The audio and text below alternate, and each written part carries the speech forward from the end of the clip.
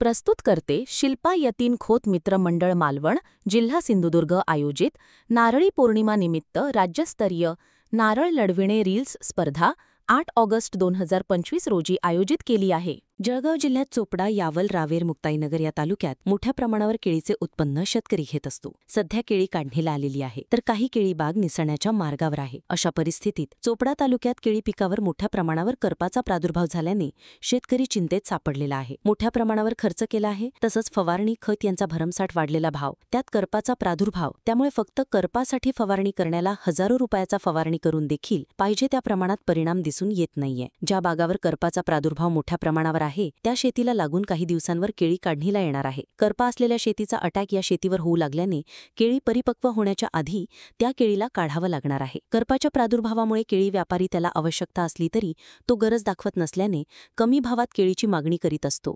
शेतकरीला परवडत नसल्याने तरी देखील करपाच्या प्रादुर्भावामुळे खराब होणारी केळी नाईलाजाने कमी भावाने व्यापाऱ्याला द्यावा लागणार आहे। 8-9 लाखाचे होणारी केळी या करपाच्या अटॅकमुळे काडीमोड भावात व्यापाऱ्याला देण्याचा प्रसंग येणार असल्याने लागलेला खर्च तो निघतो की नाही असा विवेचनात केळी उत्पादक शेतकरी सापडलेला आहे। करपाला आळा बसावा यासाठी कृषी विभागाकडून शेतकऱ्यांना कुठलंच मार्गदर्शन केलं जात नसल्याने कृषी केंद्राकडून दिलं जाणाऱ्या फवारणीच्या औषधीवर शेतकरी केळी करपावर फवारणी करताना दिसत आहे। आज 6 महिन्याचा होतोय तो, असं पकडून घ्या। त्याच्यावर निसण्याच्या अगोदरच करप्याने अटॅक केलाय।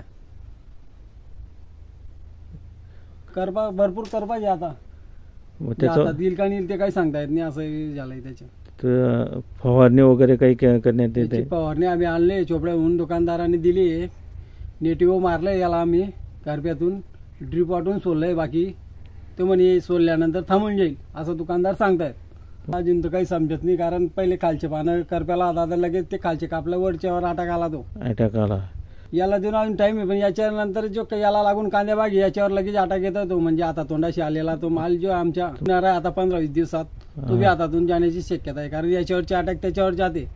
उत्पन्नाचे अजून बरं म्हणजे बाग पूर्ण निसलेला असता आम्ही थांबून मी दिले त्याला माल मटेरियल सोडणं। कसं आहे, करपा चालू आहे, करपा सुरू आहे। हो, कृषी विभागवाले कोणी आलेले नाही आजपर्यंत, अजून पाहायला आलेलं नाही। ते रोज 11 वाजता उठताय, काय पाहतील, त्यांना फोन लावायचे, 9 वाजेपर्यंत फोन त्यांच्या सूचना राहतो। बरोबर बरोबर। केळी म्हणजे दोघीकडून शेतकरी पहिले व्यापारी कमी भाव देत आहे, बोर्डापेक्षा 400-500 रुपये कमी, परत अजून असं आजार येत आहेत करपा खूप, म्हणजे गडांवर फवारा पेशल, खाली मसरांसाठी बुरशीनाशक, म्हणजे शेतकरी 4 भावनीने वेंगाळलेला आहे। आता खर्च तर म्हणजे भरमसाठ, म्हणजे आता करपासाठी स्पेशल चालू या आठवड्यात 11,000-12,000 रुपये लागून गेले स्पेशल करप्यासाठी।